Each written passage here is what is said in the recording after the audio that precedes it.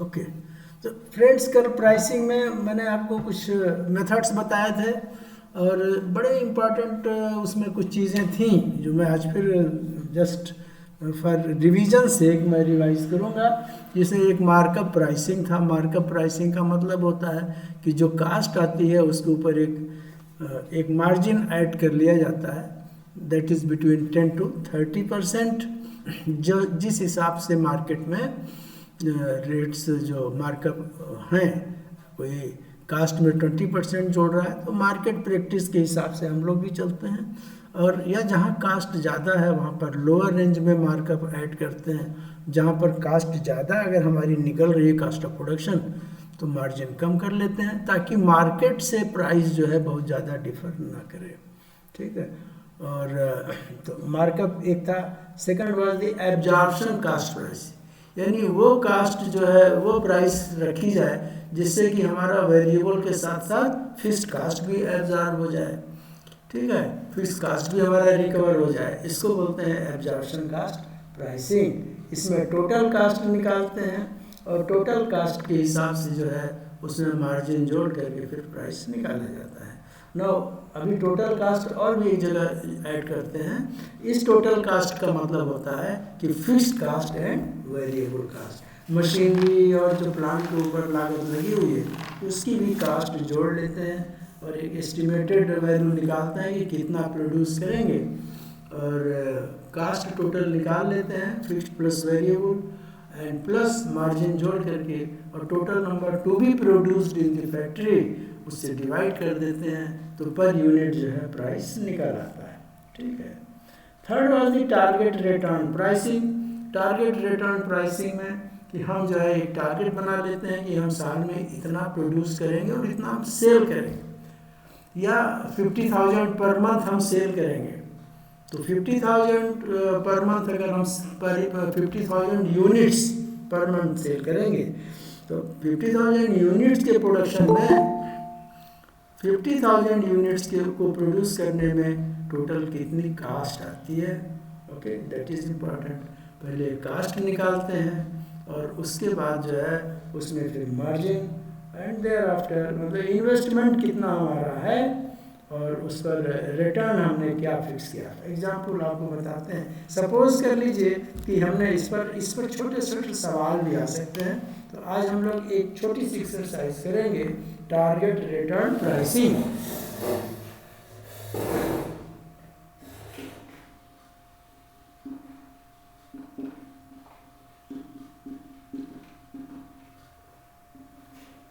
Suppose कर लीजिए कि हमारा टारगेट जो है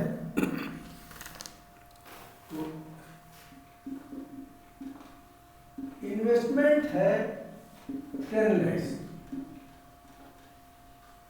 हमने कोई यूनिट लगाई है जिसमें कि इन्वेस्टमेंट 10 लाख रुपए का है। ठीक है। और अब जो है हम कितना इसमें अर्न करना चाहते हैं, तो रिटर्न हम कितना चाहते हैं इसमें 20% रिटर्न ऑन इन्वेस्टमेंट, यानी 10 लाख का जो इन्वेस्टमेंट है ना, इसके ऊपर हम 20% का मार्जिन चाहते हैं, प्रॉफिट हम इसमें कास्ट के ऊपर 20% चाहते हैं। तो जो इन्वेस्टमेंट वो हमारी कास्ट है, ठीक है, ये भी रिकवर हो जाए और 20% और हमको मिल जाए। तो अगर हमने ये डिसाइड किया कि रिटर्न ऑन इन्वेस्टमेंट 20%, ठीक है, तो हम कास्टिंग कैसे करेंगे। अब लेट अस से कास्ट जो है वो पर यूनिट 20 रुपीज आती है। This is the cost. तो रिटर्न ऑन इन्वेस्टमेंट 20% और जोड़ना है तो per unit return on investment कितना होगा। पर यूनिट होगा 10 लाख इंटू 0.20, 20% है ना, तो इंटू 0.20 अपॉन, सपोज कर रहे हैं कि हम 50,000 यूनिट जो है प्रोड्यूस करना चाहते हैं। लेट अस से 50,000 यूनिट्स हम प्रोड्यूस करना चाहते हैं। ठीक है। और 50,000 जो है इसमें हम लोगों ने इसको डिवाइड कर दीजिए कि 10 लाख पर 20% मार्जिन चाहिए तो 50,000 पर, अगर 50,000 यूनिट हम प्रोड्यूस कर रहे हैं एक महीने में या एक साल में, तो उसमें कितना चाहिए, this for a particular period. तो 50,000 अगर हम एक महीने में प्रोड्यूस कर रहे हैं, उस महीने में हमको प्रोडक्ट की कास्ट कितनी रखनी है, तो 20% 1,00,000 पर इन्वेस्टमेंट पर चाहते हैं, ठीक है। और इस पर कितना हो जाएगा, 10 लैक्स जो है ये कितना हो गया 100, यानी तो ये हो जाएगा 10,000 and plus cost plus return, this is the return, okay. Now अब ये हो जाएगा इसका 20% मीन्स 10,000 अपॉन 4 हो गया सर, है 4 हो जाएगा ना, 1,00,000 हो जाएगा, 10 लाख का 20% मतलब तो ये निकल गया 10,000 हो जाएगा,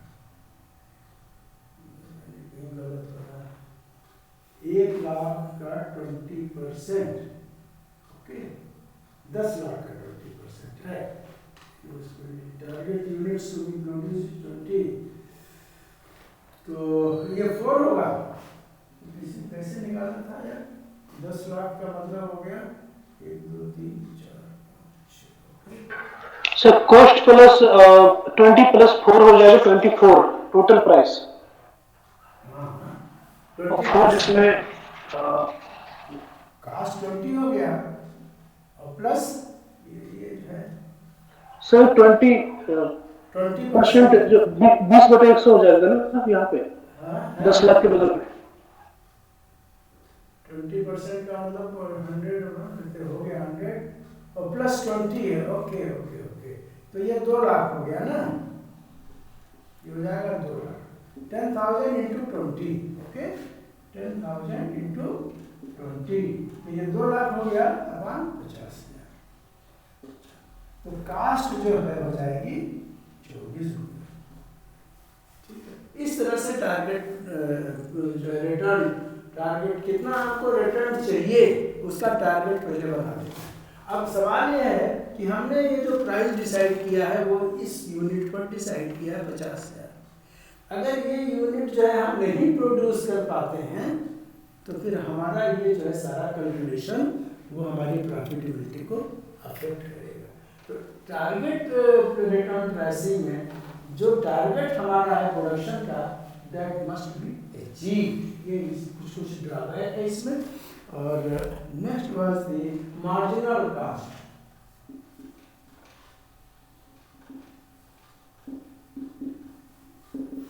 ये बैंकों में फाइनेंशियल इंस्टीट्यूशंस के लिए है, क्योंकि बैंकों को अपना प्राइसिंग डिसाइड करने के लिए बहुत सारी चीज़ें उनको दिमाग में रखनी पड़ती है, ठीक है ना, कि पर यूनिट जो है अगर 1 रुपया हमको डिपॉजिट लेना हो, यहाँ पर तो एक यूनिट का प्रोडक्शन है नहीं, यहाँ तो रुपीज़ टर्म्स में सारा ट्रांजेक्शन है, तो है नहीं कि इतना यूनिट प्रोड्यूस किया है कि नहीं।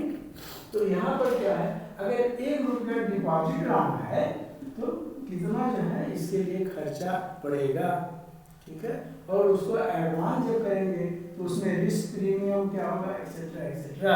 तो एक हर चीज़ की एक यूनिट के हिसाब से, यानी 1 रुपये पर कितना खर्चा, 1 रुपये अगर लोन देते हैं तो उसके ऊपर रिकवरी रिस्क प्रीमियम कितना डालें, है ना, ये चांस कितना उसके डूबने का, उस हिसाब से उसमें रिस्क प्रीमियम डिसाइड करेंगे, और भी बहुत सारी चीज़ें डिसाइड करेंगे, तब जा कर के हम मार्जिनल FCLR जिसको बोलते हैं, marginal cast of funds based lending rate, ठीक है ना, यानी 1 रुपये फंड को जनरेट करने के लिए कितनी कास्ट चाहिए, कितना उसमें मैन पावर लग रहा है, कितना इस्टेब्लिशमेंट एक्सपेंसेस है, उस हिसाब से जो है हम प्राइस डिसाइड करते हैं लोन प्रोडक्ट की। So this is known as FCLR, जो हम लोग बैंक में प्रैक्टिस करते हैं, ठीक है। तो मार्जिनल कास्ट जो है बेस्ड प्राइसिंग बोलते हैं, मार्जिनल कास्ट प्राइसिंग, ये जो है बैंकों में प्रैक्टिस की जाती है। एक बात और बताया था, परसीव्ड वैल्यू प्राइसिंग,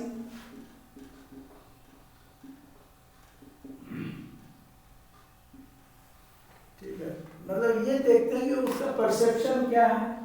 कस्टमर खाली प्रोडक्ट नहीं चाहता, प्रोडक्ट तो प्राइसिंग सभी के लिए जैसी, कस्टमर उसके साथ और क्या चाहता है।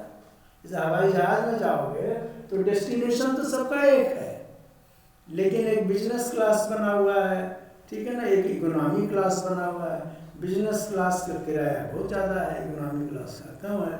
ट्रेन में जाते हैं तो एसी फर्स्ट क्लास है, सेकंड क्लास, डेस्टिनेशन सबका एक है। एक जगह से दूसरी जगह ट्रेन पहुंचा देगी, चाहे आप स्लीपर में जाएं, चाहे आइडेंटिटी कंपार्टमेंट में जाएं, चाहे एसी। लेकिन जितना कन्वीनियंस होगा कि आपको ज़्यादा आराम से जाना है, you have to pay more. This is known as perceived value pricing, कि आप जो है क्या चाहते हैं, कितना लेवल ऑफ कंफर्ट चाहते हैं, ठीक है। तो उस हिसाब से इसमें प्राइस डिसाइड हो जाती है। रेलवेज ऐसी बैंक्स ने भी करना शुरू कर दिया है कि एक अलग लाउंज बनाना शुरू कर दिया, प्राइवेट बैंक्स में खासकर। तो उसमें उनकी कंडीशन होती है कि आपको मिनिमम इतना बैलेंस मेंटेन करना पड़ेगा, इतना बिजनेस बैंक को देना पड़ेगा, उनको वो ज़्यादा ज़्यादा फैसिलिटीज़ प्रोवाइड करेंगे, ठीक है। तो इस तरह से ये परसीव्ड वैल्यू प्राइसिंग हो जाती है। इसी के साथ है वैल्यू प्राइसिंग। वैल्यू प्राइसिंग का मतलब है कि जिस हिसाब से जो है प्रोडक्ट है, उस हिसाब से जो है अगर उसकी वैल्यू ज़्यादा है प्राइसिंग ज़्यादा होगी। फिर वहाँ पर ये कस्टमर का भेद नहीं देखते हैं, यहाँ पर ये देखते हैं अगर कोई अच्छा प्रोडक्ट लेना चाहता है उसको अच्छा पैसा देना पड़ेगा, है ना। ये सर्फ एक्सेल है, लेना है ज़्यादा पैसा देना, आर्डेंटी साबुन की टिकिया लेनी है कम पैसा देना। काम दोनों का एक है, but certain differences are there. Value pricing हो गई। And then going rate pricing, ये मैं रिपीट कर रहा हूँ आपका class just for information. Pricing important chapter है मार्केटिंग का। गोइंग रेट प्राइसिंग में कुछ खास बात नहीं है, जो मार्केट में जो चल रहा है वही प्राइस आप भी चला। अगर मार्केट में किसी पर्टिकुलर कमोडिटी की कीमत 5 रुपये है, आप भी 5 रुपये रख देते हो। प्रोविजन स्टोर आपने रखा हुआ है, अगर कहीं पर तेल 10 रुपये है, आप भी 10 रुपये बेचते हो। कोलू जो है वो क्या कहते हैं, मस्टर्ड ऑयल अगर 180 रुपये बॉटल मिल रहा है, आप भी तो जो मार्केट में चल रहा है वही प्रेवलेंट रेट हो जाता है। ये सबसे आसान है, इसमें कोई कैलकुलेशन की जरूरत नहीं है, जैसे कि हम लोगों ने देखा था ये डिमांड प्राइसिंग वगैरह। एंड देन ऑक्शन टाइप, ये भी इम्पोर्टेंट था। ऑक्शन टाइप में मैंने 3 बताया था आपको। एक तो बताया था इंग्लिश ऑक्शन, इस पर अक्सर सवाल पूछ लेते हैं कि ये है क्या। इंग्लिश ऑप्शन में यही था कि अगर एक ही सेलर है and many buyers, buyers are many, seller is only one, ठीक है। एक अनार 100 की मार जिसको बोलते हो। अब सेलर जो अपना सामान बेचेगा, बहुत सारे लोग हैं जो खरीदने के लिए इच्छुक हैं, ठीक है। तो सेलर कहेगा कि आप ये इनसे बिड इनवाइट करेगा, चलो आप लोग बताओ क्या क्या आप देना चाहते हो। हर आदमी से कहेगा कि लिख करके दे दीजिए आप कितने अमाउंट में खरीदना चाहते हैं। झंझट लगा, सबसे ले लेगा पर्ची, और उसके बाद जिसने सबसे ज़्यादा उसमें बिड दिया है उसको बेच देगा। तो ये खासकर एंटिक्स वगैरह जो पुरानी वस्तुएं हैं, दुर्लभ वस्तुएं हैं, उनके केस में ये होता है। हर आदमी नहीं बेचता है, लिमिटेड लोग बेचते हैं उसको, ठीक है। तो ये होता है। सिमिलरली डच ऑक्शन,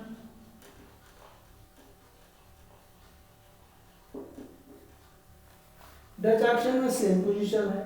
यहाँ पर दूसरा तरीका अपनाते हैं। यहाँ पर सेलर जो है वो ऑक्शन करना शुरू कर देगा, वो बोली लगाना शुरू कर देता है। बोली लगाना समझते हैं ना, कि वो कहेगा कि हम 1 लाख में बेच रहे हैं इस पीस को, कोई जवाब नहीं है, फिर कहेगा 90,000 में कौन खरीदेगा बताइए, हाथ उठाइए। तो इस तरह से वो बोल करके ऑक्शन करता है, यहाँ पर बिड इनवाइट करता है। Third is this sealed cover bid.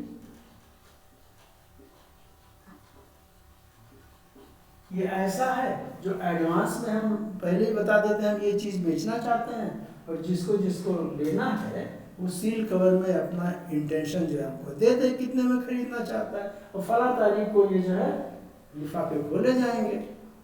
तो आप जो है सील कवर में लेते हो, और उस तारीख को जो नियत डेट है, फिक्स डेट है, उस तारीख को जो है इसको ओपन करते हैं। अब जिसका बिड जो है वो सबसे ज़्यादा अट्रैक्टिव है, we sell to that particular person.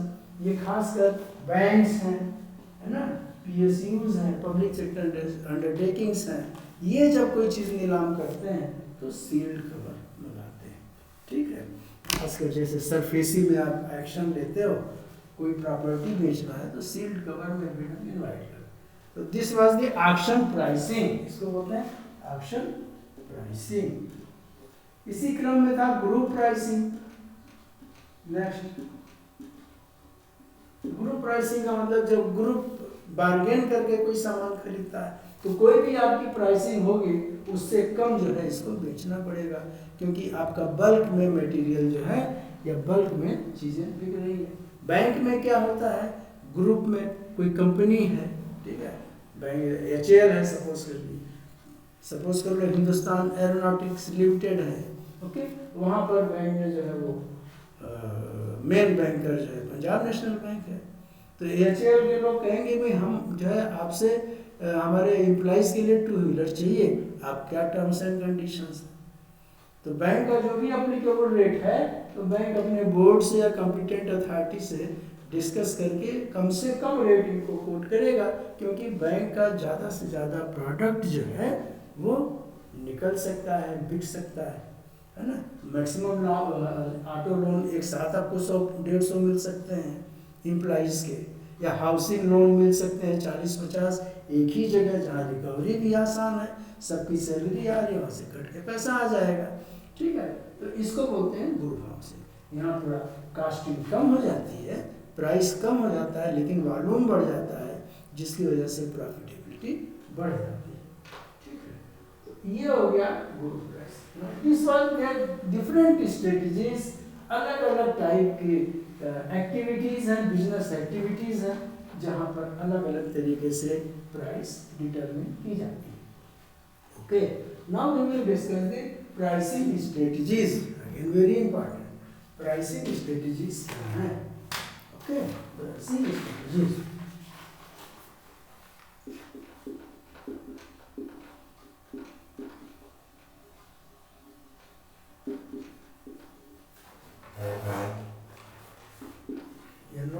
Note करते जाइएगा। First is the geographical pricing.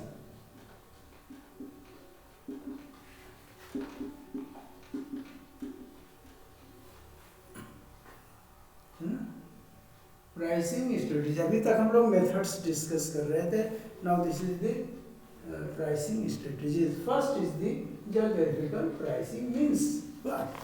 Geographical pricing का मतलब होता है कि डिपेंडिंग अपॉन द जियोग्राफी, अगर कोई चीज़ आप यहाँ सपोज कर लीजिए बनाना है ना, banana is selling here 40 rupees per dozen, ठीक है, 12 पीस। हालांकि साउथ में जो है बनाना वगैरह वो डजन और नंबर के हिसाब से नहीं बिकता, वहाँ तो वेट के हिसाब से बेचते हैं, सब जगह का अलग अलग। सपोज कर लीजिए कि जो प्रोडक्शन सेंटर है, ओके, जो प्रोडक्शन सेंटर है, जो like West Bengal, there are some districts lot of potatoes are produced, बहुत ज़्यादा मिदनापुर और कहाँ बहुत ज़्यादा प्रोड्यूस होता है। तो जो प्रोडक्शन सेंटर है वहाँ पर कीमत कम होगी, जैसे जैसे वो डिस्टेंस बढ़ता जाएगा कीमत बढ़ जाएगी। क्यों? ट्रांसपोर्टेशन कास्ट इन्वॉल्व हो जाता है। तो इसको बोलते हैं जियोग्राफिकल प्राइस। कोई सामान पहाड़ पर बेचना है, हिल्स के ऊपर, तो कास्ट ज़्यादा होगी और बहुत फ्रेश सामान भी नहीं होगा, इसलिए कि वहाँ तक पहुँचने में टाइम लगेगा और ट्रांसपोर्टेशन कास्ट भी उसमें इन्वॉल्व हो जाती है।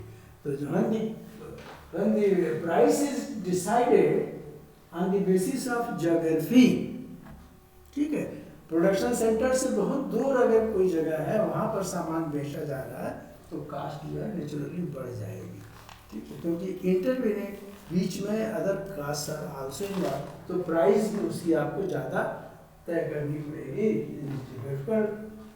देन प्राइस डिस्काउंट,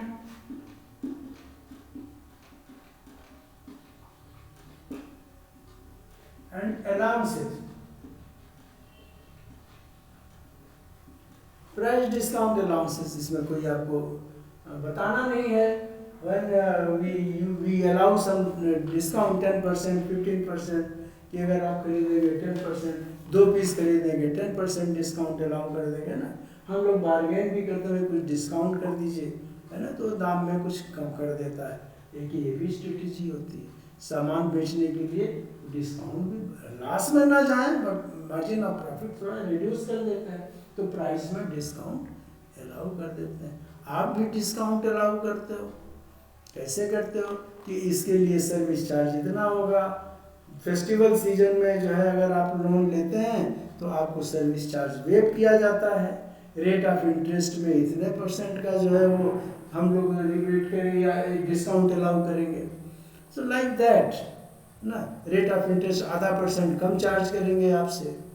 हम लोग दूसरे टाइप का डिस्काउंट करते हैं, तो it is not a discount, लेकिन कंसेशन से अलाउ करते हैं। डिस्काउंट का मतलब है किसी जो निर्धारित उसका प्राइस है, उस प्राइस से कम दाम पर उसको बेचना, ठीक है। तो सेल के प्रमोशन के लिए डिस्काउंट अलाउ करते हैं। Then there are allowances. Allowance आपने देखा होगा बहुत सारे अमेजन वगैरह में है कि अगर आपने कोई सामान खरीदा तो कहेंगे आपके वैलेट में 100 रुपीज़ क्रेडिट किया जाता है, यानी सामान का दाम तो उतना ही लेते हैं, but the charge certain allowances, वो आपको कुछ अलाउंस अलाउ कर देते हैं। बजाय दाम कम करने के आपको कहेंगे कि 100 रुपये जो है वो आपको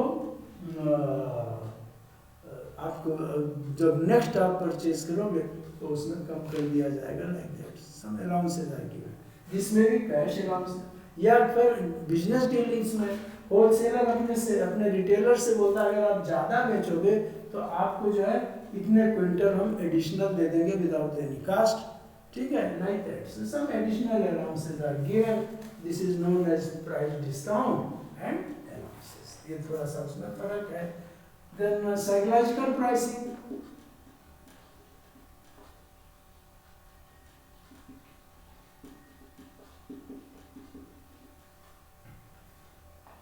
ठीक है, साइकोलॉजिकल प्राइसिंग का मतलब है एक जनरल टेंडेंसी है कि high cast high price means high price high quality. कुछ हद तक सही भी है साइकोलॉजिकल। जब आप सामान जाते हो, कपड़ा लेने जाते हो, particularly when we go for purchase of clothes, तो वो कपड़ा दिखाना शुरू, ये भी देख लीजिए, ये भी देख लीजिए, है ना, ये पैंट का पीस देख लीजिए इतने में है लेकिन बहुत अच्छा है, इसमें क्रीज बहुत अच्छा बनेगा, like that. So this is not a psychological price. वो जो है आपको बहुत सारे वेरिएंट दिखा करके आपको बेचने की कोशिश करते हैं। अपना सामान अलग अलग बताएंगे, इसमें ये क्वालिटी है, इसमें ये क्वालिटी है। दिमाग में आदमी के एक साइकोलॉजिकल होता है कि अगर किसी चीज़ का दाम ज़्यादा है तो इसका मतलब उसकी क्वालिटी भी अच्छी होगी।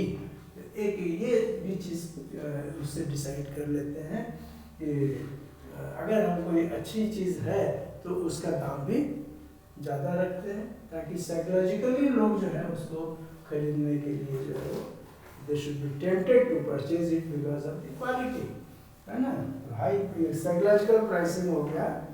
इसी प्रकार से छोटे छोटे हैं प्रमोशनल प्राइस, और इसी को टर्म्स आकर के उसकी मीनिंग दी जाएगी। बस आगे टर्म रहेगा और ऑप्शंस में मीनिंग रहेगा कि इसमें कौन सा एप्रोप्रिएट हम आपको टिक करना है, ठीक है। प्रमोशनल प्राइसिंग का मतलब होता है कि जब कोई प्रमोट करना होता है किसी प्रोडक्ट को तो फिर क्या करते हैं कि दाम कम कर देते हैं। जैसे नंबर 1 लॉस लीडरशिप। एक टर्म है लॉस लीडरशिप। इसका मतलब क्या हुआ कि जैसे मान लीजिए कि सुपरमार्केट्स,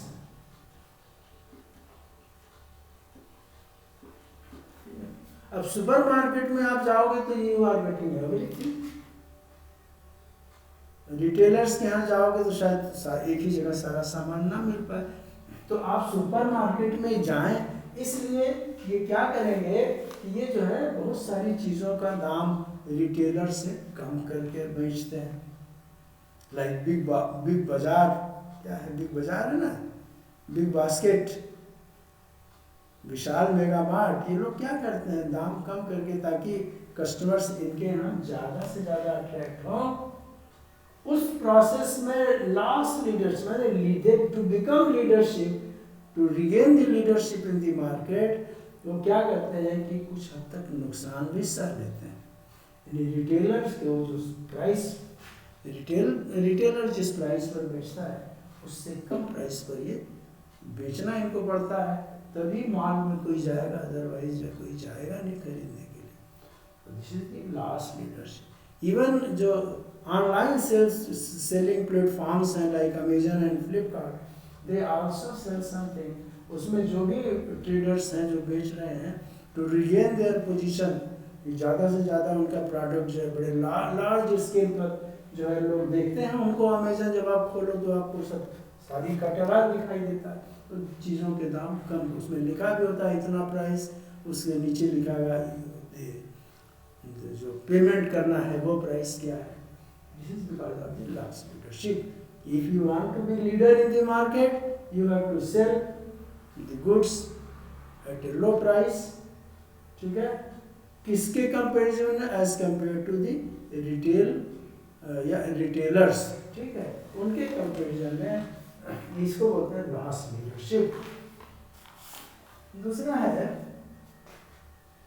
ऑप्शनल फीचर प्राइसिंग। अगर कोई एडिशनल फीचर है प्राइस ज़्यादा हो जाएगी, सिंपल सी बात है। उसको हम लोग इसमें भी मेथड्स में भी डिस्कस किए थे, वैल्यू परसीव्ड या वैल्यू प्राइसिंग, सेम चीज़ है। ऑप्शनल फीचर, हमें ये चीज़ चाहिए, यही मार्केट में हमको चाहिए, अगर वो चीज़ आपको मिल जाती है आपके स्पेसिफिकेशन के मुताबिक, तो आप कोई भी कीमत दे करके आप उसको खरीद लेते हो। दे नो इट, साइकोलॉजी समझते हैं कस्टमर्स की, तो कोई एडिशनल फीचर उसमें जोड़ देंगे।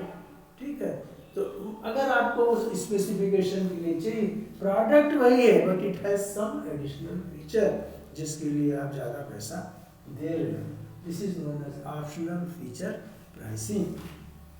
तो कहेगा कि साहब आप कह रहे नहीं इसी शर्ट का हमको शर्ट चाहिए, ठीक है, ऑप्शनल फीचर है, ये कॉलर ऐसे नहीं ऐसे होना चाहिए, ओके, तो कहेगा कि है तो लेकिन थोड़ा रेंज ज़्यादा होगा, है ना, तो ये है optional feature pricing. Then next is the captive product. ये इसके नाम जरूर नोट करके इसकी मीनिंग नोट करते जाइएगा, किताब पढ़ने में थोड़ा कंफ्यूजन हो सकता है। कैप्टिव प्रोडक्ट प्राइसिंग, कई बार ऐसा होता है कैप्टिव प्रोडक्ट जो है महंगा होता है। Captive product means shampoo and conditioner,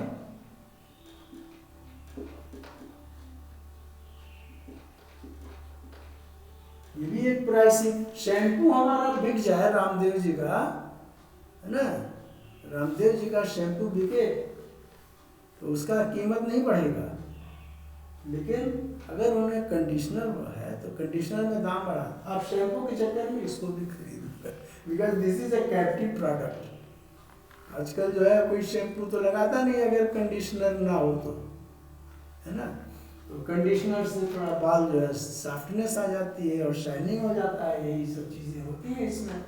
तो ये जो है जो कैप्टिव जो प्रोडक्ट है उसका प्राइस बढ़ा देंगे, चाहे इसका बढ़ाएंगे, ओवरऑल मार्जिन तो उनको ज़्यादा मिल रहा है ना, तो this is known as captive product, क्योंकि उनको मालूम है कि अगर आप शैम्पू खरीदोगे तो कंडीशनर के बारे में ज़रूर पूछोगे, तो वो कंपनियां जो है जो बनाती हैं शैम्पू वगैरह, तो वो जो है उसके साथ कंडीशनर भी बनाती हैं, तो इस तरह से इसको बोलते हैं captive pricing. Okay, then by product pricing, इसी में है प्रमोशनल का ही सारा है। Next is the by product pricing.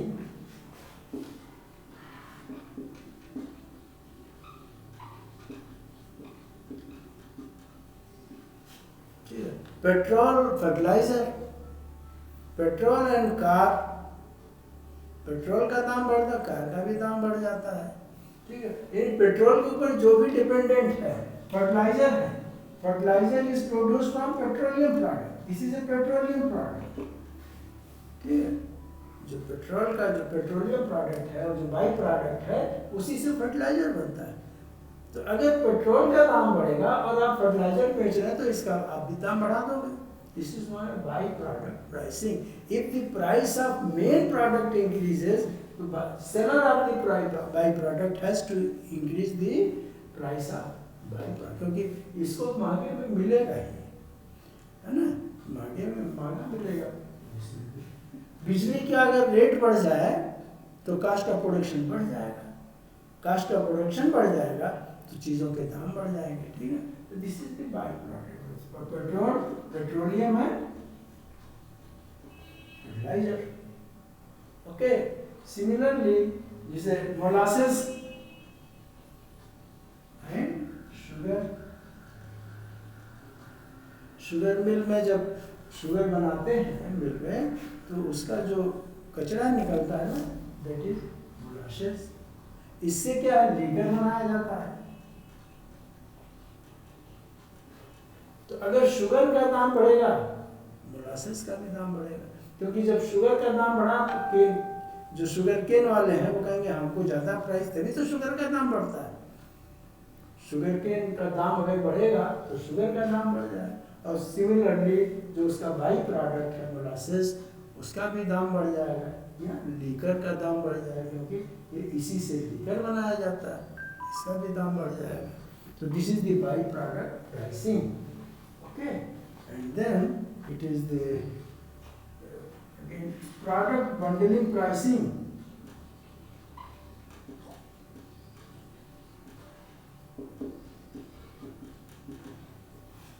ये सेल प्रमोशन के लिए ये भी बहुत किया जाता है, प्रोडक्ट बंडलिंग प्राइसिंग। कैसे, अगर आप जाएंगे तो कुछ दुकानों पर रहता है कि अगर आप 1500 का सामान खरीदेंगे, अगर आप 5 kg जो है एक वो प्रोडक्ट की बंडलिंग बनाते हैं, 5 kg राइस और 5 kg जो है ये आटा एंड लाइक दैट है, इसका टोटल जो है इतना बनता है 1800, बट यू हैव टू पे 1500।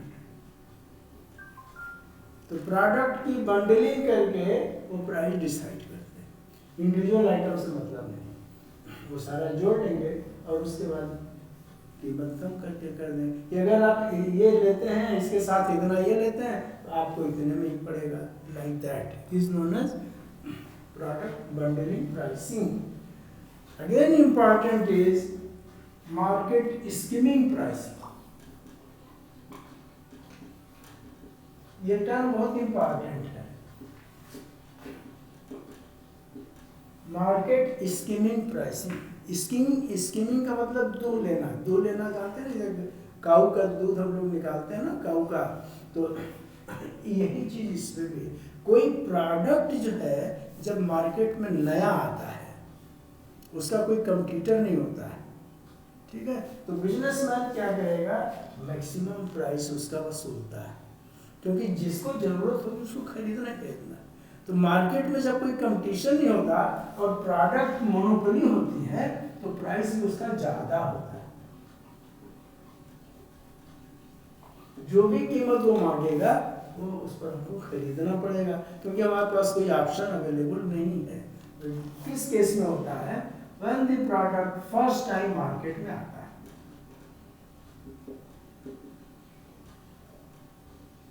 When the product is, जैसे आपने देखा होगा, हमें याद है कि बहुत पहले जब मोबाइल हम लोगों ने लिया था इट वॉज वेरी कॉस्टली, ठीक है ना, और अब क्या है कि अब कितने सस्ते में हर तरह के फीचर्स के मोबाइल, महंगे भी हैं लेकिन जो कीमत जिस फीचर के मोबाइल की कीमत उस समय थी उसके आधे कीमत पर बिक रही है, ठीक है। तो मोबाइल पहली बार आया बहुत ज़्यादा कीमत, कंप्यूटर जब फर्स्ट टाइम आए थे तो उस समय 60,000 65,000 में बिक रहे थे।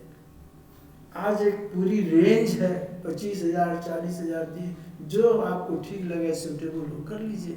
टेक्नोलॉजी जैसे जैसे एडवांस हो रही मार्केट में प्राइस वजह से कम होते जा रहे हैं। इसको बोलते हैं स्कीमिंग प्रोडक्ट। कि कोई प्रोडक्ट जब पहली बार आता है ना, तो लोग उसको एक्सपेरिमेंट का खरीद करके देखना चाहते हैं, यूज़ करना चाहते हैं, या उसको एज ए स्टेटस सिंबल खरीदना चाहते हैं कि चलो किसी के पास नहीं है मेरे पास।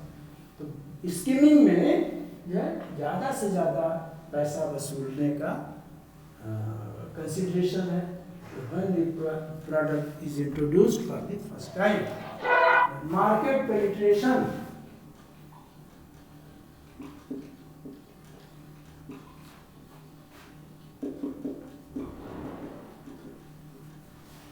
मार्केट पेनिट्रेशन का मतलब है मार्केट में ज़्यादा से ज़्यादा लोगों को सामान बेचना।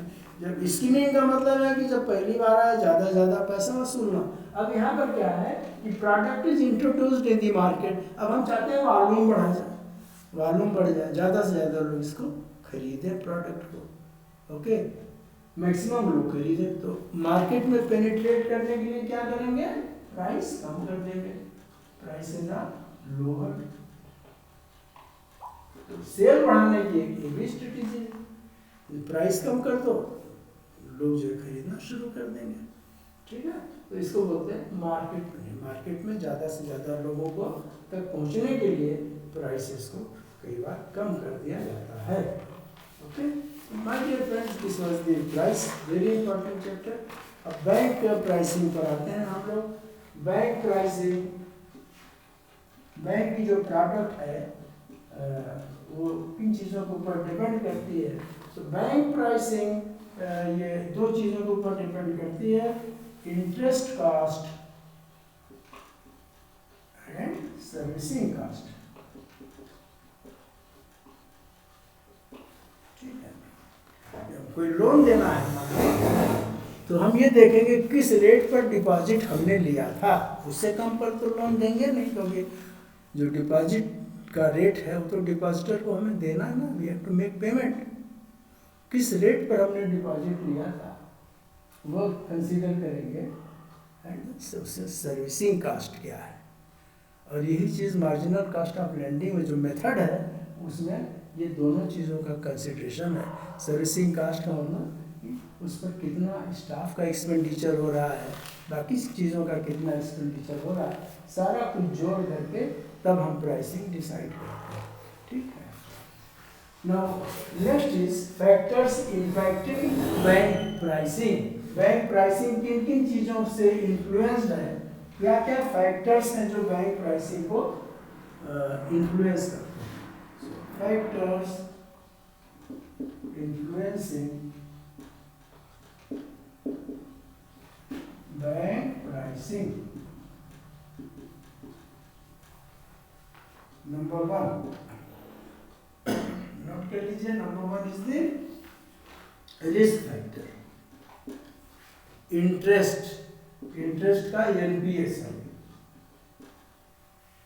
अगर किसी भी प्रोबेबिलिटी ऑफ लॉस ज़्यादा है, स्टैटिस्टिकल टर्म्स हैं जो क्रेडिट मैनेजमेंट में, क्रेडिट मेजरमेंट में, क्रेडिट रिस्क मेजरमेंट में इस्तेमाल किए जाते हैं। अगर किसी लोन में, किसी स्कीम में रिस्क ज़्यादा है तो हम क्या करते हैं, जो भी हमारा कास्ट बैठती है और हम जब रेट ऑफ इंटरेस्ट डिसाइड करते हैं तो उसमें रिस्क प्रीमियम भी जोड़ लेते हैं। तो जो रिस्क एलिमेंट है, दिस इज वेरी इंपॉर्टेंट। जितना ज़्यादा रिस्क होगा उतना ही ज़्यादा रिस्क प्रीमियम जोड़ेंगे, रेट ऑफ इंटरेस्ट उतना ही ज़्यादा होगा। कम रिस्क है तो प्रीमियम जीरो भी हो सकता है। जैसे आपने देखा होगा, अगर बहुत अच्छी पार्टी है तो banks triple A rated parties को बहुत कम रेट पर देती हैं, because risk is minimum. Triple A means minimum risk. एक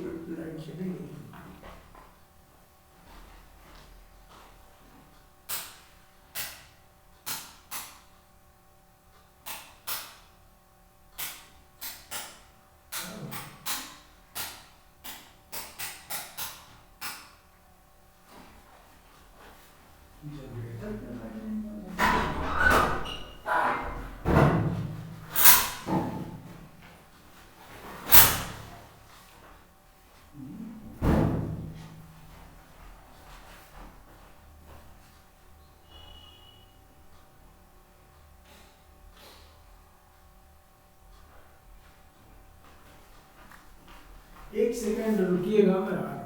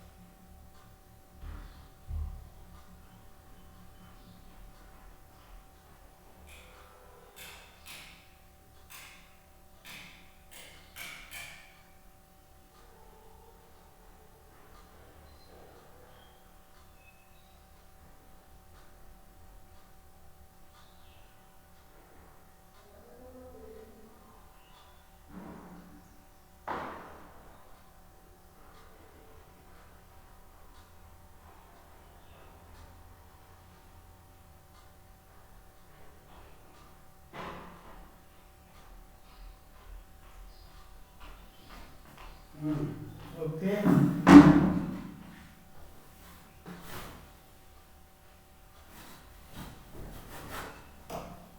ओके फ्रेंड्स, कुछ प्रॉब्लम है सो वो देखा जाएगा। अभी ये बताइए सर कि बैड बैड क्वालिटी नहीं है, अक्षर दिखाई दे रहे हैं सर। बस तब ठीक है, पहले बता दें, हम बहुत परेशान हो गए बीच में हाँ yes sir, yes sir. Electrician वगैरह को बुलाने के चक्कर। लेकिन चलो हम लोग शिफ्ट कर लेंगे दूसरी जगह, उसमें कोई प्रॉब्लम नहीं। द प्रॉब्लम इज कि something has gone wrong with the inverter, तो उससे सारी लाइटें जो है वो गड़बड़ हो गई। चलिए, तो अभी हम लोग क्या था, फैक्टर्स इम्पैक्टिंग बैंक प्राइसिंग। तो एक तो रिस्क फैक्टर है, दूसरा क्या है कि मॉनेटरी पॉलिसी,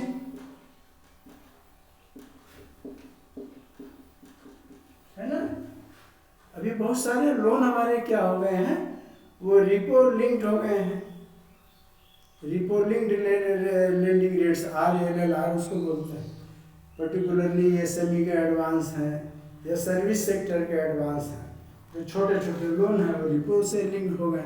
अगर रिपो बढ़ेगा तो लोन का इंटरेस्ट भी बढ़ जाएगा, क्योंकि वो रिपो से लिंक्ड है। तो दिस इज मॉनेटरी पॉलिसी भी डिसाइड करती है, कहीं ना कहीं अफेक्ट करती है हमारी प्राइसिंग को, है ना।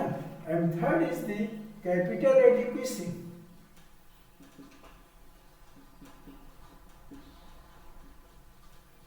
कैपिटल एडिक्वेसी, कैपिटल एडिक्वेसी का मतलब हो गया ज़्यादा कैपिटल की ज़रूरत है बैंक को, थोड़ा सा इंटरेस्ट बढ़ाया, अर्निंग बढ़ानी पड़ेगी।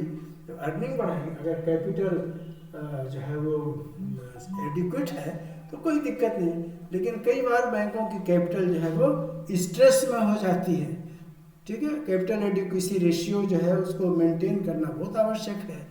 तो उस केस में क्या है कि अगर कैपिटल एडिक्वेसी कम है मान लीजिए, तो अर्निंग बढ़ानी पड़ेगी। तो क्या करेंगे, या तो प्रॉफिट बढ़ाओ या शेयर बढ़ाओ। शेयर आप बढ़ा नहीं सकते क्योंकि उसका एक प्रोसेस है ना। आपका एथराइज्ड शेयर कैपिटल की एक लिमिट है, उसके आगे आप जा नहीं सकते। तो फिर क्या करेंगे, रिजर्व्स बढ़ाएंगे। रिजर्व्स कैसे बढ़ेगा, प्रॉफिट से बढ़ेगा। प्रॉफिट कहाँ से आएगा, जब तक कि आप लोन की रिकवरी अच्छी हो और इंटरेस्ट की अर्निंग अच्छी हो। तो उस केस में if the capital adequacy is not adequate, तो फिर हम लोग जो है प्राइसिंग बैंक ज़्यादा करती है अपने प्रोडक्ट्स के ऊपर। And last is capital benefit analysis, sorry cost benefit analysis.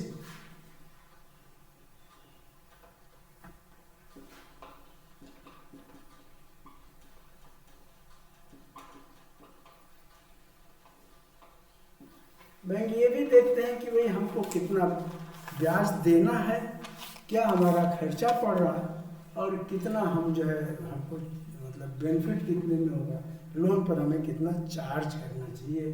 तो so many factors are there जो मिल करके डिसाइड करते हैं। और इसमें कास्ट बेनिफिट रेशियो में, कास्ट बेनिफिट एनालिसिस में एक तो आता है रिटर्न ऑन इक्विटी,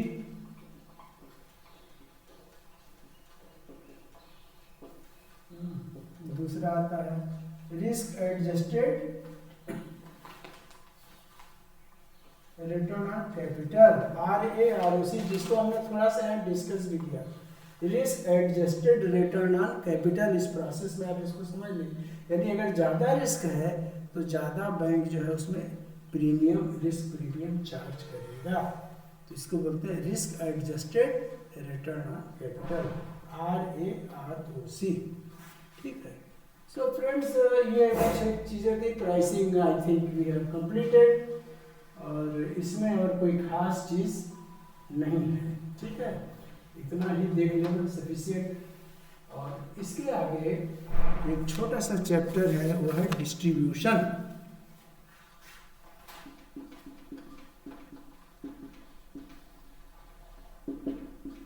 डिस्ट्रीब्यूशन में खास खास चीज़ें हैं इसमें नंबर 1 जो डिस्ट्रीब्यूशन के चैनल्स, ठीक है, चैनल्स ऑफ डिस्ट्रीब्यूशन। डिस्ट्रीब्यूशन के चैनल्स कौन कौन से हैं, कैसे इसको डिसाइड करते हैं। तो द चैनल्स ऑफ डिस्ट्रीब्यूशन, पहला जो चैनल है इसको बोलते हैं चैनल 1, ठीक है। इसका मतलब है कि डायरेक्ट प्रोड्यूसर से कंज्यूमर के पास जाना,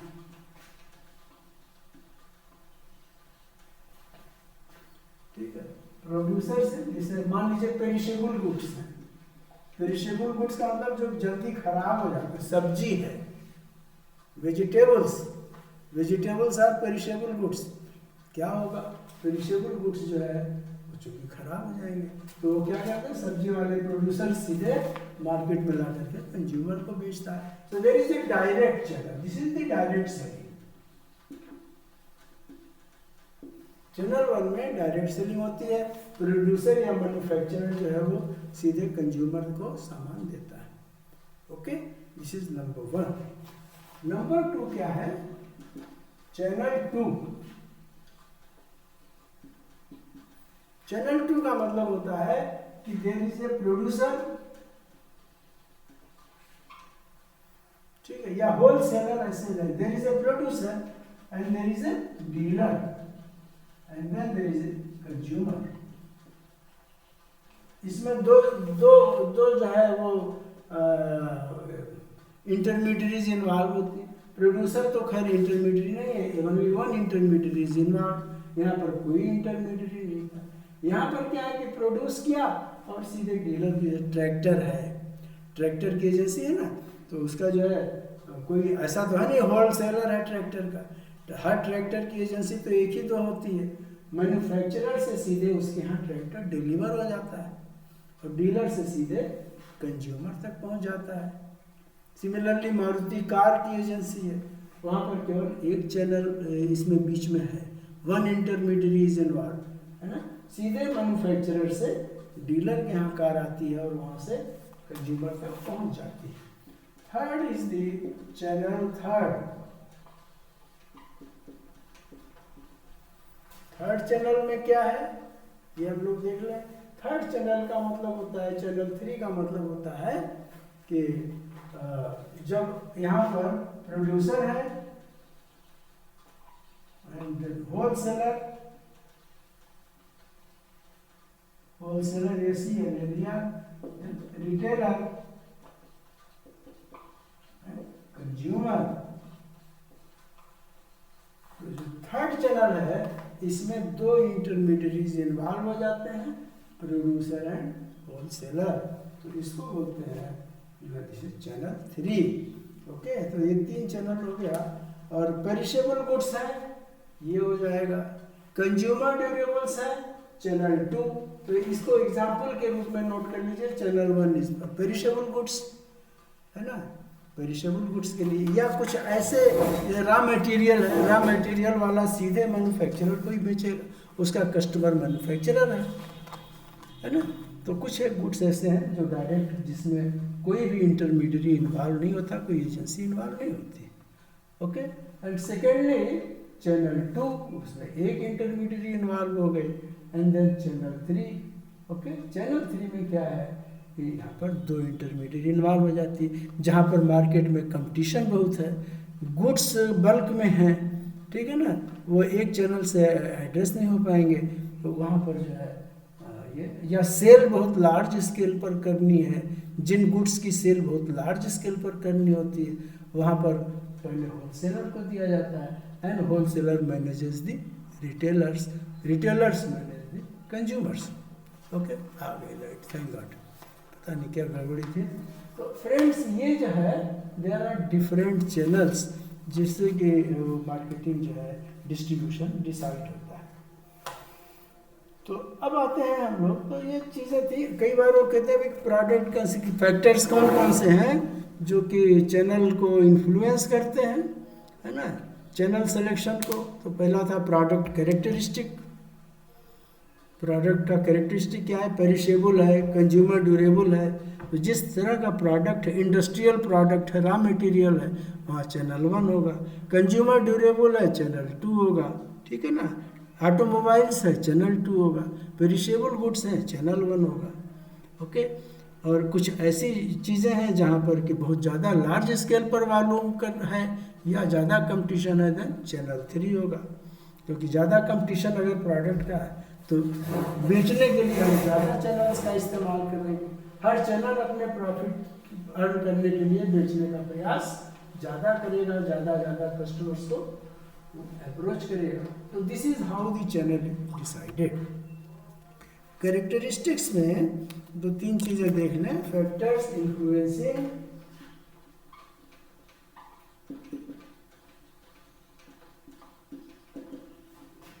channel selection. Number 1 is the product characteristic.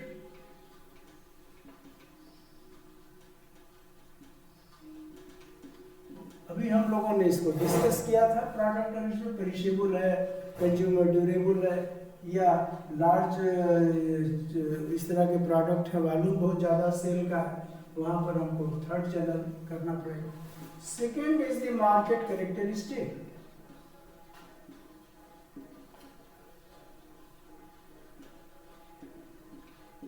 ये भी एक फैक्टर है जो डिस्ट्रीब्यूशन चैनल को डिसाइड करने में करता है। जैसे लोकेशन,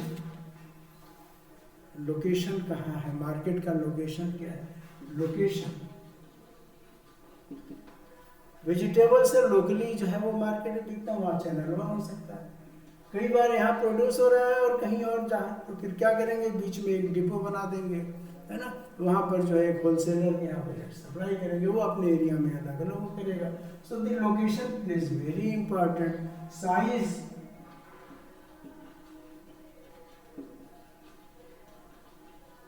साइज ऑफ मार्केट, अगर बड़ा साइज है मार्केट का, कस्टमर्स बहुत ज़्यादा हैं किसी पर्टिकुलर, तो वहाँ पर थर्ड चैनल डिसाइड करते हैं। ये इस पर डिसीजन से वो लोग लेते रहते हैं, ठीक है ना। नंबर ऑफ पोटेंशियल कस्टमर्स,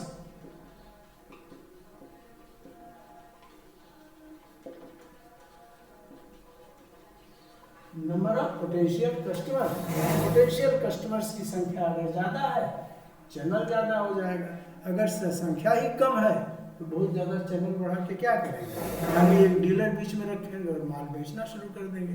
अगर डायरेक्ट कस्टमर तक पहुंच सकते हैं सेलेक्टेड ग्रुप तक, तो डायरेक्ट सेलिंग करेंगे, चैनल 1। ओके, तो these are the factors. Then customer convenience,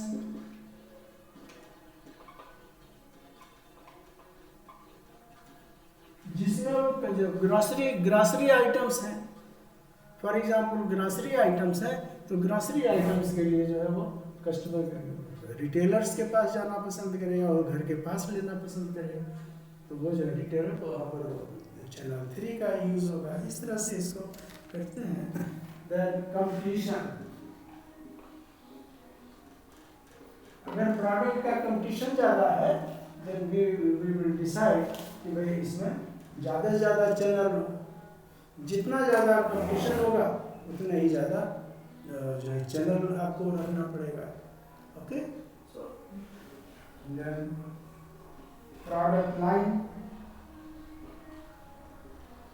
more product lines अगर ज़्यादा है, एक ही चीज़ के कई एक जो है वैरायटी है, एक ही प्रोडक्ट, सोप है, डिटर्जेंट्स है, जैसे शैम्पू है, टूथपेस्ट है, तो उसके लिए जो है ज़्यादा चैनल आपको रखने पड़ेंगे।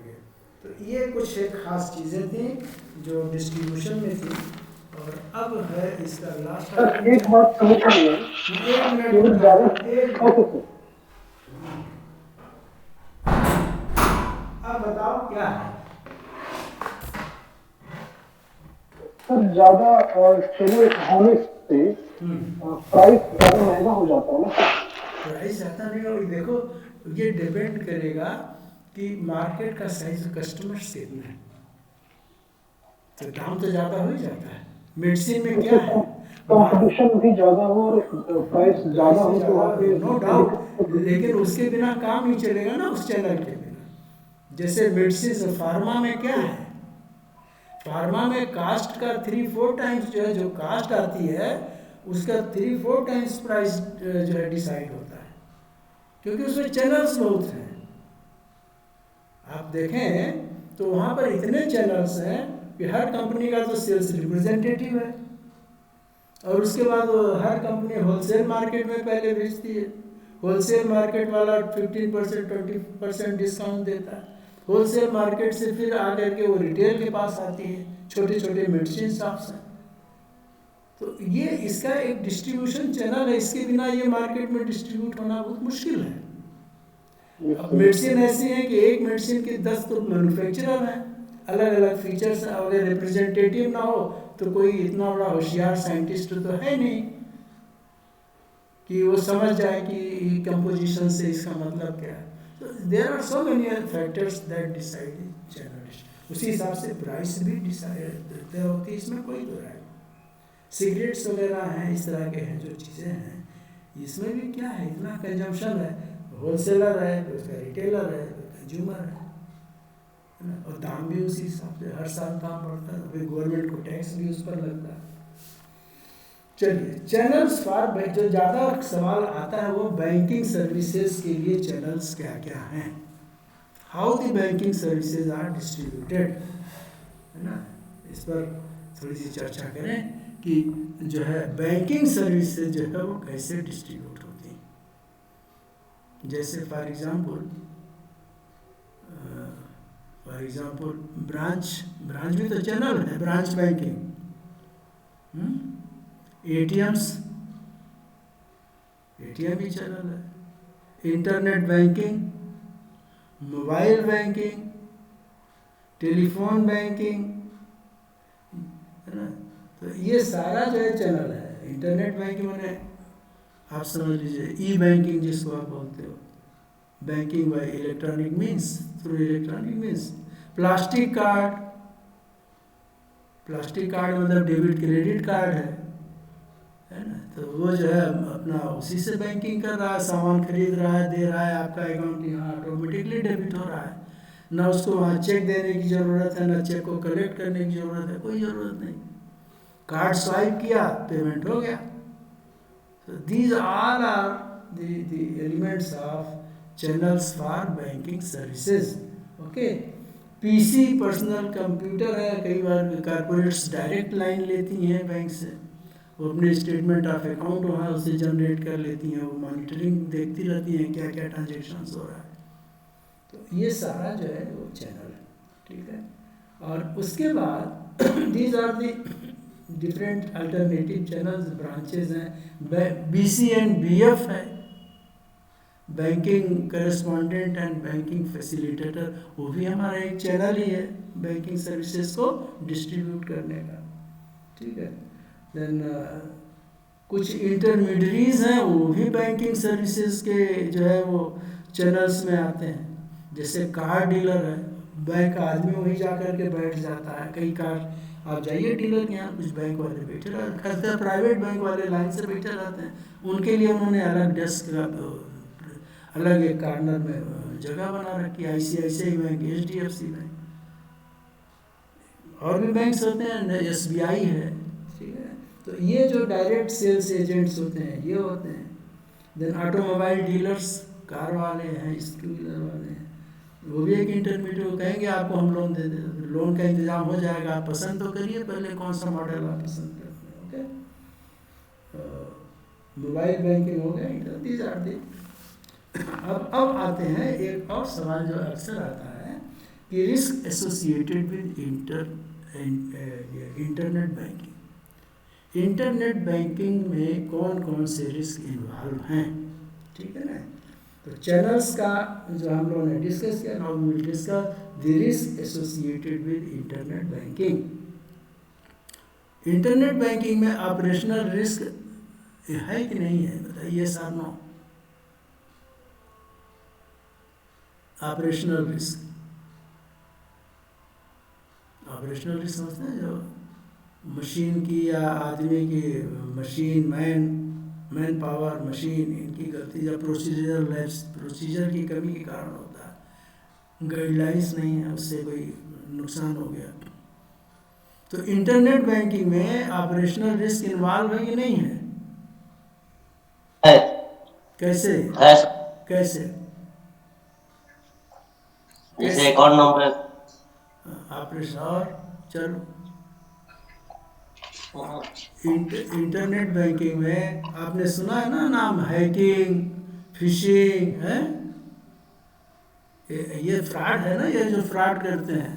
तो इंटरनेट बैंकिंग में फ्रॉड के चांसेस बहुत ज़्यादा होते हैं, क्योंकि ये सिस्टम ड्रिवन है, ये तो ह्यूमन ड्रिवन है नहीं कि आप जब तक बताओगे नहीं तब तक वो बैलेंस किसी को पता है, तो ऑनलाइन है, ट्रांजैक्शंस हो रहे हैं, वो हैक हो सकते हैं, हैकिंग है। तो देयर ऑपरेशनल रिस्क का बहुत, मशीन फेल हो गई, गलत कैलकुलेशन कर लिया, कुछ भी हो सकता है। तो ऑपरेशनल रिस्क बहुत ज़्यादा होता है इंटरनेट बैंकिंग। सिक्योरिटी रिस्क है कि नहीं है? Security risk, data theft, security risk is involve. Reputational risk is also involve, ये पता नहीं किस तरह का ये बैंक है जो है इतना पैसा निकल गया, ये ठीक है। एंड देन लीगल रिस्क, तो सारे रिस्क, कोई ऐसा रिस्क नहीं है जो इसमें जो है इंटरनेट बैंकिंग में इन्वॉल्व है, except credit risk and market risk, ये सब नहीं इन्वॉल्व होते हैं। बाकी रिस्क जो है रेपुटेशन रिस्क, लीगल रिस्क, ये सब इसमें इन्वॉल्व होते हैं, ठीक ना। आईटी एक्ट का उल्लंघन भी हो सकता है, ये सब चीज़ें देखनी पड़ती हैं, दैट इज लीगल रिस्क, है ना। पेमेंट एंड सेटलमेंट रिस्क, ये सारी रिस्क इसमें इन्वॉल्व होती है। तो फ्रेंड्स, ये 2 चैप्टर हम लोगों का मार्केटिंग का हो गया। अभी हम लोग जो है वी विल स्टे एंड हम लोग जो आपका डिफरेंट टाइप्स ऑफ कस्टमर्स में एक पार्ट उसका रह गया था। कल हम लोगों ने पार्टनरशिप फर्म यहाँ तक डिस्कस किया था। नाउ डिस्कस द ट्रस्ट, ठीक है। ट्रस्ट अकाउंट, इसमें खास चीज़ें आपको बताऊंगा, वो आपको नोट करते जाना है। बहुत ज़्यादा इसमें कोई कॉम्प्लिकेशंस नहीं पैदा करनी है, ना है, देयर आर नो।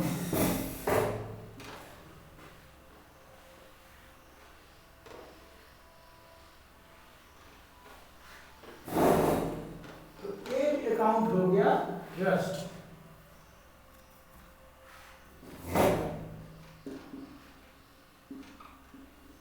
अब ट्रस्ट में क्या है कि कई बार जो सवाल, ट्रस्ट का मतलब क्या है, ये तो आप सभी लोग जानते हैं कि जब कोई आदमी, कोई व्यक्ति या कोई समूह व्यक्तियों का वो अपनी संपत्ति किसी को सौंप देता है, किसी के भरोसे किसी को सौंप देता है, when he imposes trust in some persons, ठीक है, किस पर्पज से सौंपता है उसको, to hold the property for the benefit of some other person. तो ट्रस्ट क्या हुआ कि व्हेन द प्रॉपर्टी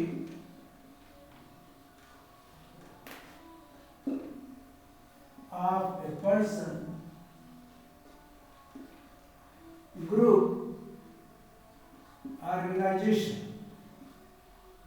किसी की भी प्रॉपर्टी हो सकती है, is interested to some other person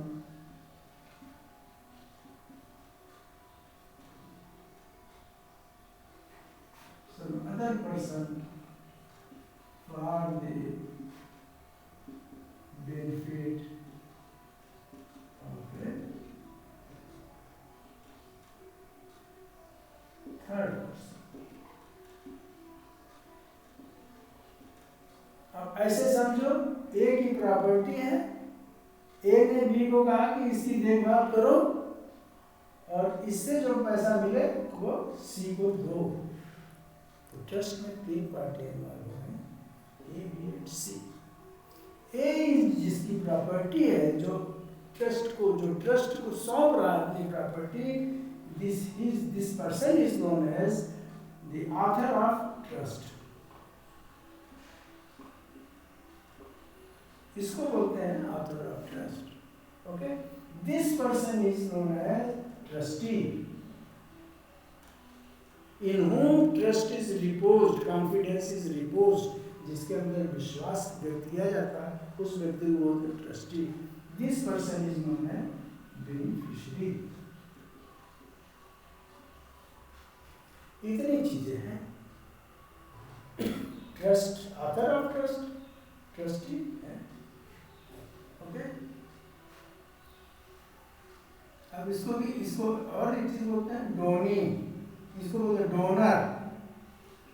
legal words है ये, donor, this is donee, in whom trust is reposed, the person who are imposing trust in another person, they are the donor, जिसके अंदर trust repose किया जाता है, they are the donee and they are the beneficiary।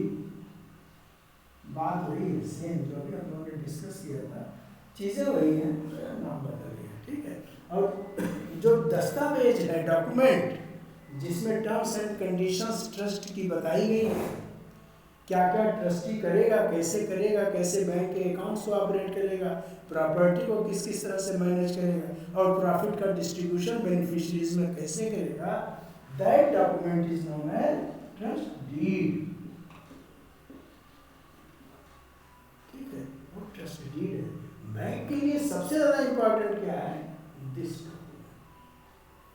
Trust deed जो है हमारे लिए, कोई भी ट्रस्ट का अकाउंट, चाहे डिपॉजिट अकाउंट हो चाहे लोन अकाउंट हो, कोई भी हो, उस अकाउंट को बैंक में खोलने से पहले what we have to ensure, we have to ensure that there is a trust deed, क्योंकि उसी में सारी चीज़ें लिखी हुई हैं कि कैसे कैसे इसका संचालन होगा, how this trust will operate. ठीक है, तो ट्रस्ट डीड जो है सबसे पहली चीज़ है जो बैंक डिमांड, नंबर 1। नंबर 2, तो इन्होंने आपस में ट्रस्ट डीड बना लिया, but this must be registered with the,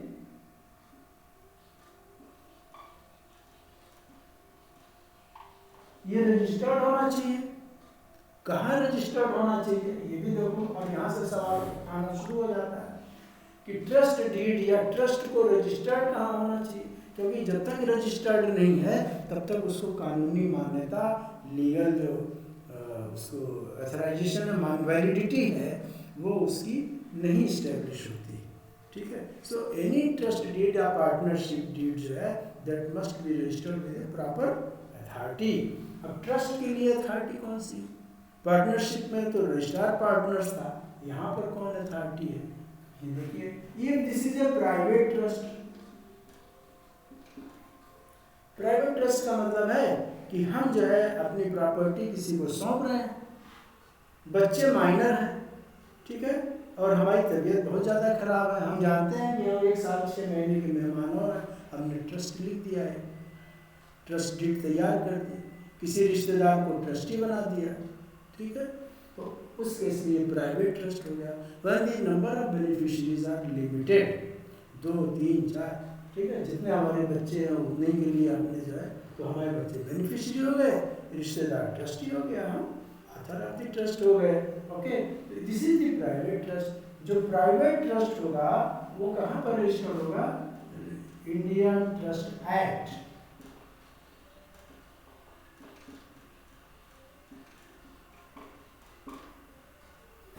ये रजिस्टर्ड होगा इंडियन ट्रस्ट एक्ट।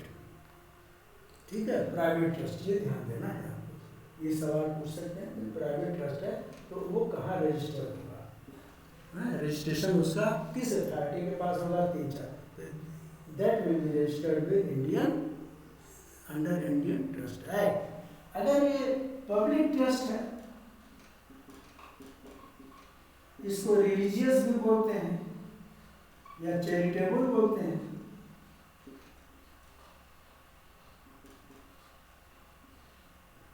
जिसमें बहुत सारे लोगों को किसी ने स्कूल खोल दिया, एक ट्रस्ट बना दिया कि स्कूल चलाओ भाई, आप लोग मिलकर के ट्रस्टीज मिलकर के स्कूल चलाएंगे और जो फीस आएगी उससे और स्कूल को बढ़ाएंगे। अब वहाँ पर जो है बेनिफिशियरी कौन होगा, नंबर ऑफ स्टूडेंट्स, है ना, कोई स्पेसिफाइड बेनिफिशियरी तो है नहीं, जो भी उसमें पढ़ने आएगा वो बेनिफिशियरी हो गया। ऐसे इसको बोलते हैं public trust. Large number of people are benefited from the property of the trust, उसको पब्लिक ट्रस्ट बोलते हैं। ठीक है, तो ये जो है ये दोनों चीज़ें, या रिलीजियस भी हो सकता है, धार्मिक संस्था हो सकती है, चैरिटेबल संस्था हो सकती है, ये ट्रस्ट के रूप में काम करते हैं, बहुत बड़े लार्ज स्केल पर काम करते हैं। They will be registered with public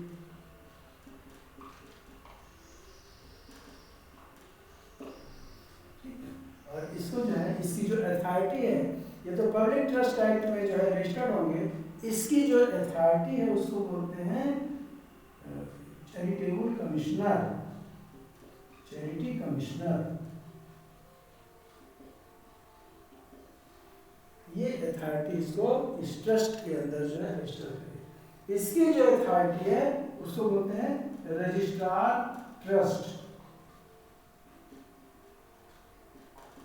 ठीक है, रजिस्ट्रार ट्रस्ट वो इसको रजिस्टर करेगी, प्राइवेट ट्रस्ट, और पब्लिक ट्रस्ट को जो है पब्लिक ट्रस्ट एक्ट में चैरिटी कमिश्नर रजिस्टर करेगा, ये कॉम्पिटेंट अथॉरिटी। थर्ड जो है वो मोहम्मदस के केस में,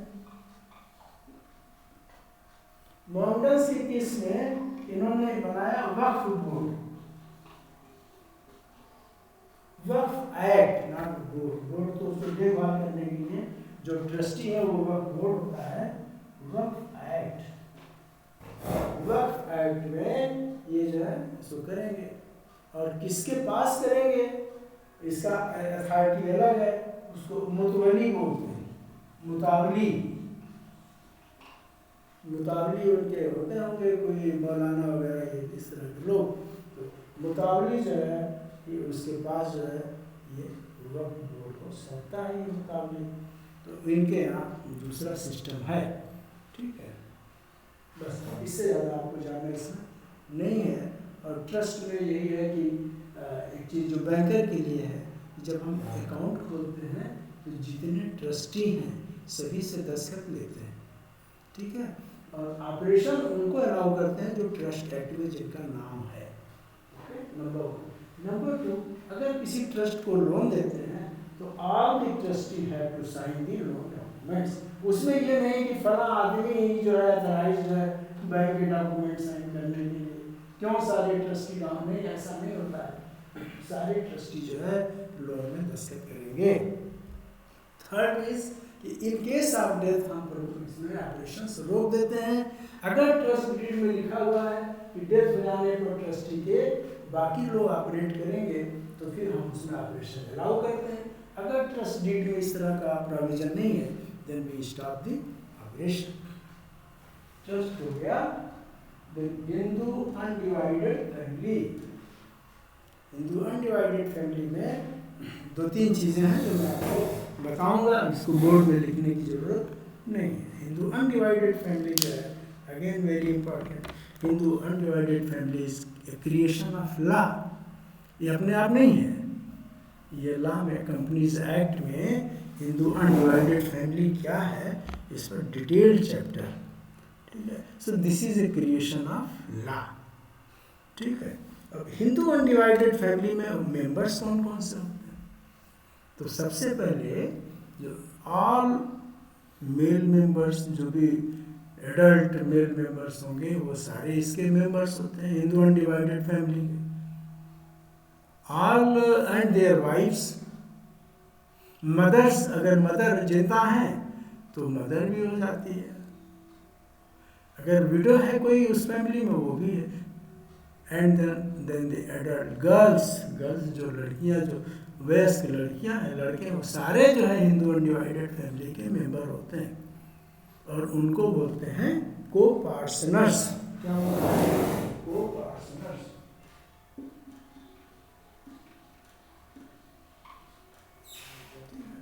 तो जॉइंट हिंदू फैमिली में ऑल, फिर से इसको पढ़ के आपको सुना दे रहा हूँ। It is a creation of law, ये तो हो गया। All male ancestors together with their mother, wives, widows and unmarried girls. Married girls का फिर वहाँ पर नहीं बोला जाता है, मैरिड गर्ल्स, अनमैरिड गर्ल्स, ठीक है। तो ये जो है ये सारे को पार्टनर्स कहे जाते हैं, ओके। और ये इसको संचालित कर, who will operate it, I mean who will head this. इतना बड़ा समूह है परिवार का, उसको चलाएगा कौन? द एल्डेस्ट मेल मेंबर, ठीक है। जो एल्डेस्ट मेल बर्थ फादर है,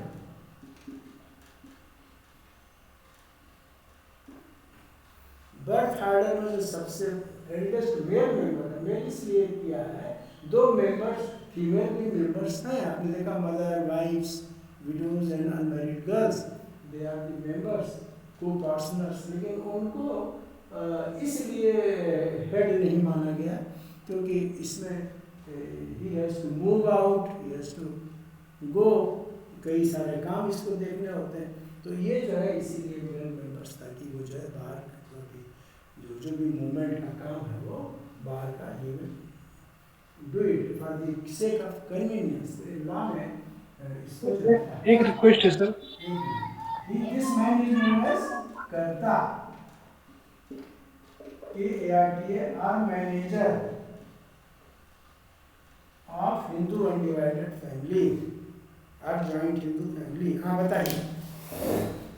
सर कल मैंने वैक्सीन ली थी ना, तो उसका फीवर है मुझे, तो मैं चाहता हूँ बाद में सर अभी ज्वाइन करने में असक्षम हूँ सर, बिल्कुल नहीं हूँ। तो ठीक है लिंक बाद में शेयर कर देंगे सर, रिकॉर्डेड। हाँ हाँ रिकॉर्डेड लिंक शेयर कर लेंगे, ठीक है।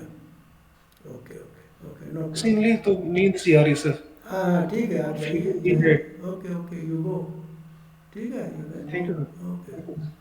तो फ्रेंड्स ये जो है हम लोग हिंदू अनडिवाइडेड फैमिली को भी हम लोगों ने डिस्कस किया कि कर्ता होता है, कर्ता इज द आज तो कल से भी कम स्ट्रेंथ है, आई डू नॉट नो कि लोग जो है वो क्यों वाई दे आर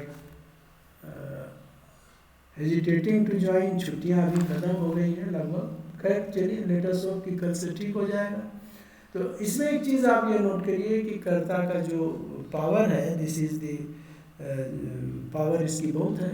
वो फैमिली के बिहाफ पर कोई एक्टिविटी कर सकता है, इनकम में शेयर कर सकता है, प्रॉपर्टी बेच सकता है, he can do anything for the benefit of the co partners and the family. And then इसमें एक और इम्पॉर्टेंट चीज़ थी कि कर्ता जब जब भी हम लोग लोन देते हैं तो सारे जितने भी एडल्ट मेंबर्स हैं, को पार्टनर्स हैं, सबके दस्तखत जो है वो लेते हैं। ये नहीं कि खाली कर्ता ने दस्तखत कर दिया, तो सभी लोग दस्तखत करेंगे, all male members and females जो भी एडल्ट मेंबर्स हैं, they will sign on all documents and they will make themselves जो है equally responsible for the repayment of loan, ठीक है। तो जब सभी दस्तखत करते हैं तो सभी इक्वली रिस्पॉन्सिबल हो जाते हैं। अदरवाइज एज पर लॉ कर्ता की जो अनलिमिटेड लाइबिलिटीज़ होती हैं, ठीक है, जबकि को पार्टनर्स की लाइबिलिटीज लिमिटेड होती हैं to the extent of their share in the family property, वहाँ तक उनकी लाइबिलिटी निश्चित होती है। अगर वो प्रॉपर्टी बिक गई तो फिर उनसे आप वसूल नहीं सकते। लेकिन जब आप लोन पर सबको डॉक्यूमेंट पर दस्तखत करा लेते हो तो then they become personally liable to repay the loan. तो ये हो गया। बाकी हम लोग जो है क्लब सोसाइटी और इसका तो आप जानते हैं बाईलाज वगैरह ज़रूरी है, इसमें बाईलाज ज़रूरी होता है। क्लब सोसाइटीज़ इंस्टीट्यूशंस में क्या नियमावली जिसको बोलते हैं नियमावली, क्या नियमावली बाईलाज जो है गवर्नमेंट ने या संस्था ने अपने लिए, अगर कोई क्लब है तो क्या संस्था ने, लायंस क्लब है, रोटरी क्लब है, तो ये जो सेल्फ रेगुलेटिंग ऑर्गेनाइजेशंस हैं तो वो अपने लिए एक अलग बाईलाज बनाती हैं। वो बाईलाज हमको देख करके और अकॉर्डिंगली हमको जो है उस पर एक्शन लेना होता है। तो they must be registered, societies act में रजिस्टर्ड होना चाहिए। अगर कोई सोसाइटीज़ एक्ट में रजिस्टर्ड नहीं है तो नॉन प्रॉफिट मेकिंग कंपनी है सेक्शन 25 और सेक्शन 8 कंपनीज एक्ट में रजिस्टर्ड होना चाहिए। कहीं ना कहीं इनका रजिस्ट्रेशन जरूरी है। नॉर्मली स्कूल्स वगैरह जो हैं ये सब सोसाइटीज़ एक्ट में होते हैं, तो उनका रजिस्ट्रेशन सोसाइटीज़ एक्ट में होता है, ठीक है। So this was about the trust, trustee, club, society, association. और एक अकाउंट है limited liability partnership. Limited liability partnership it is a different type of account. ये तो मिक्सचर है, इसको आप लिख सकते हो कि this is A hybrid of limited liability partnership is a hybrid of, मिला जुला hybrid of company and partnership. इसमें लिमिटेड लायबिलिटी पार्टनरशिप एक्ट, एक नया एक्ट बनाया गया था और उस एक्ट के तहत जो है इसको मान्यता मिली थी। और इसमें जो है लिमिटेड लायबिलिटी पार्टनरशिप में ये चीज़ है कि जो पार्टनर्स होंगे उनकी लायबिलिटी लिमिटेड होगी पार्टनरशिप में to the extent of their share. जैसे पार्टनरशिप में पार्टनर्स की लायबिलिटी अनलिमिटेड होती है, इस केस में पार्टनर्स की लायबिलिटी लिमिटेड होगी। जैसे कि कंपनीज में होती है, शेयर होल्डर्स की लायबिलिटी उनके शेयर के हिसाब से ही तय होती है, उससे ज़्यादा उनकी लायबिलिटी नहीं होती है। They are liable to the company to the extent of their share holding. इसी प्रकार से लिमिटेड लायबिलिटी में partners will be liable to the firm to the extent of their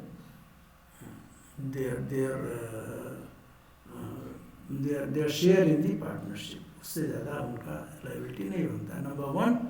number 2, limited liability partnership minimum 2 partners होने चाहिए number के हिसाब से, maximum unlimited. इसमें ये डिफाइन नहीं है लिमिटेड लायबिलिटी पार्टनरशिप में कि कितने जो है लोग इसमें मेंबर हो सकते हैं, अनलिमिटेड। ये दूसरी चीज़ हो गई। तीसरा ये हो गया कि इसको मान्यता तब मिलेगी, this will be recognised when it is registered. तब पार्टनरशिप होता तो पार्टनरशिप फर्म में रजिस्टर्ड हो जाता। अब लिमिटेड लाइबिलिटी पार्टनरशिप है, ये कहाँ रजिस्टर्ड होगा? सो limited liability partnership firm will be registered with the registrar of companies, ठीक है। और इसमें इसका जो मेन डॉक्यूमेंट है उसको बोलते हैं LLP agreement, limited liability partnership agreement, ठीक है, LLP एग्रीमेंट। चलिए एक दो पॉइंट्स नोट कर लें ताकि छोटे छोटे टॉपिक्स हैं।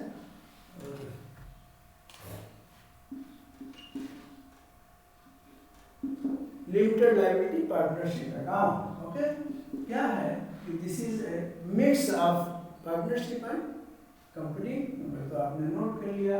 रजिस्ट्रेशन,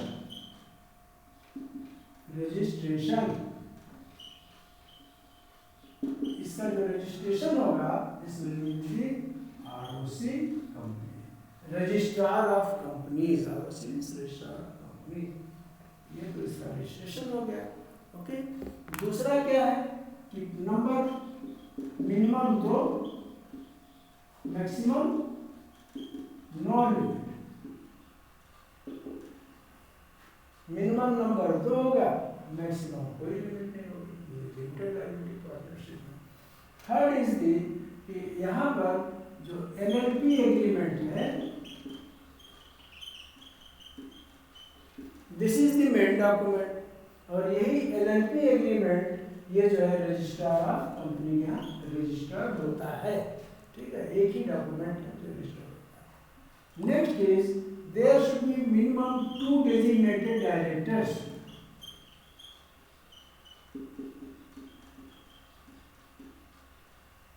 रजिस्ट्रार को इनका नाम देना पड़ता है, 2 डायरेक्टर्स इसमें ऐसे होंगे जो कि सारा काम वो लिमिटेड लाइबिलिटी पार्टनरशिप का देखेंगे और इनकी जिम्मेदारियां ही और लोगों से ज़्यादा होंगी। बाकी जो पार्टनर्स हैं उनसे इनकी जिम्मेदारियां ज़्यादा हो जाती हैं। दे आर दी की पर्सन्स, ये कितने होने चाहिए? मिनिमम 2 डेजिग्नेटेड डायरेक्टर्स, बस इससे ज़्यादा आपको इसमें जानने की जरूरत नहीं। Limited liability partnership discussed. अब हम लोग जो है बज रहा है 2:35 और इस अभी क्या करेंगे कि we will break for 15-20 minutes, ठीक है। और शाम का जो हमारा आप पोस्ट लंच कर सकते हो सेशन जो होगा after 20 minutes, very important. Indemnity, guarantee, charges, है ना, डिफरेंट टाइप ऑफ चार्जेस, तो इसको हमें मिस नहीं करना है। हमारे एक गेस्ट स्पीकर भी आएंगे, गेस्ट फैकल्टी भी आएंगे, मिस्टर गुप्ता, और he will also take some sessions.